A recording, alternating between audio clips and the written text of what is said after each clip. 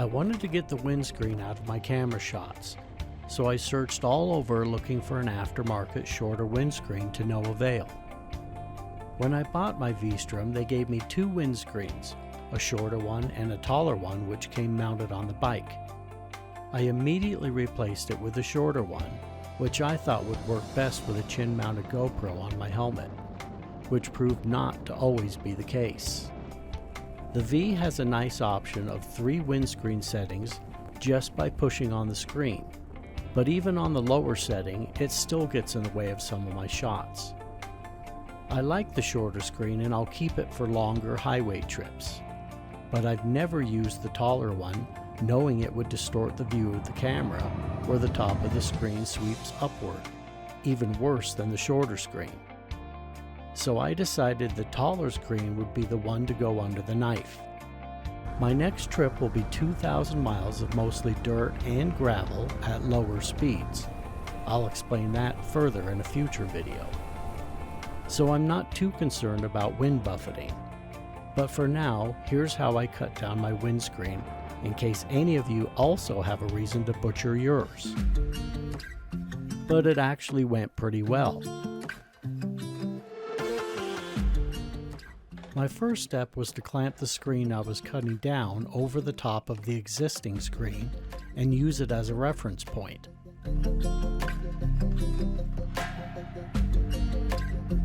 After measuring how much to cut, keeping in mind the whole purpose of cutting down the screen is to keep it from getting in the way of the camera shots, I decided to cut it with the same shape as both existing screens.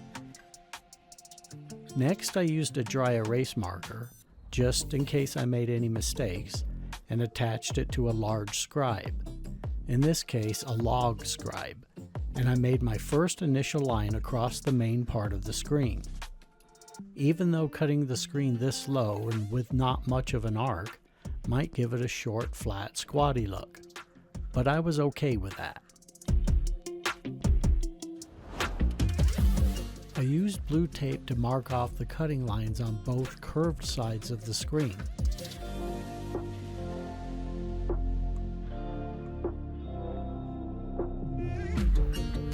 Then I taped up enough of the screen on both sides to protect it from getting scratched up during the cutting process.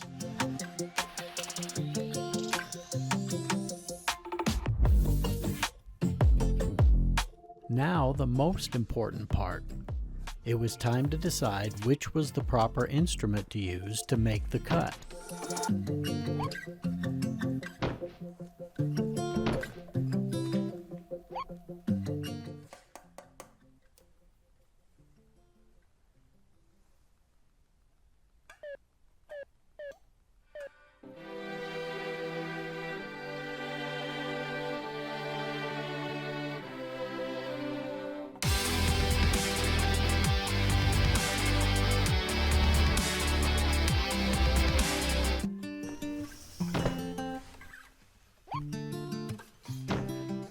After researching several YouTube videos, it seems the Dremel and the Jigsaw were the most popular choices for cutting motorcycle windscreens. I wanted to try them both, so I decided to use the Dremel to cut both angled sides. Then I'd use the Jigsaw to cut across the front. One thing I found disappointing about most of the YouTube videos out there on this subject was the majority of them didn't show much of these guys actually cutting the windscreen, or only just a few seconds of it. I actually wanted to see how each tool performed through the whole cutting process. So for that reason, I'm going to let you watch me using each tool through the whole cut. For all you impatient viewers, don't worry, the cuts didn't take very long to make.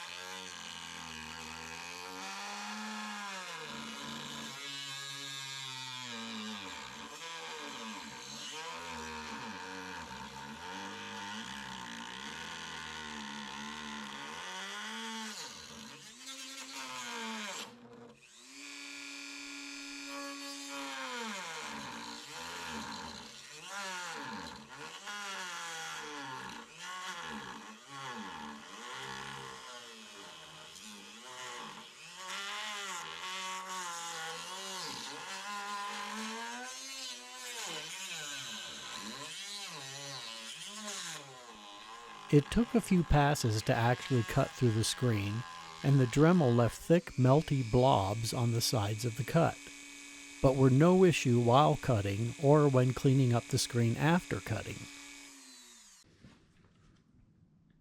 Now it was time to try out the jigsaw.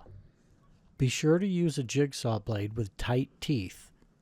Wide gaps in the teeth are a really bad thing. They'll cause splintering and cracking in the windscreen. I used a blade with 18 teeth per inch.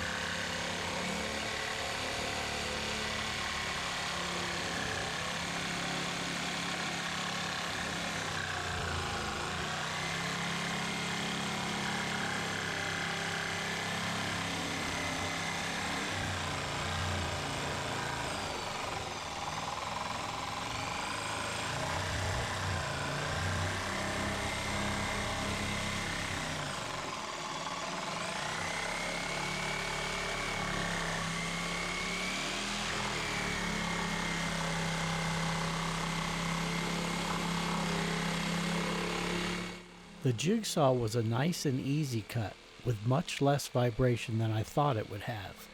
It was by far much better than using the Dremel.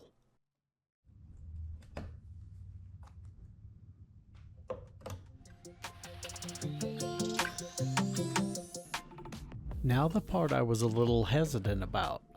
Was I going to be able to clean up the cut edge enough so that it would look halfway decent and not like this guy did the job? I started off with 220 grit sandpaper on a random orbital sander. It was taking forever to knock down those big chunks on the edge of the screen left over after the cut, so I moved on to 80 grit paper on a vibrating palm sander, but I forgot to film it. The 80 grit worked like a charm, so I went back to the 220. Then I went on to 800 grit, then 1200 grit, then finished up with a superfine 2000 grit.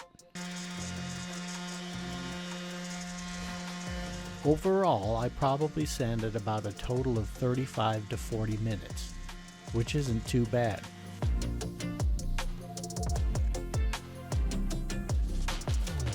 Other than a couple of very tiny spots where I sanded a little too close to the face of the screen, it came out fantastic.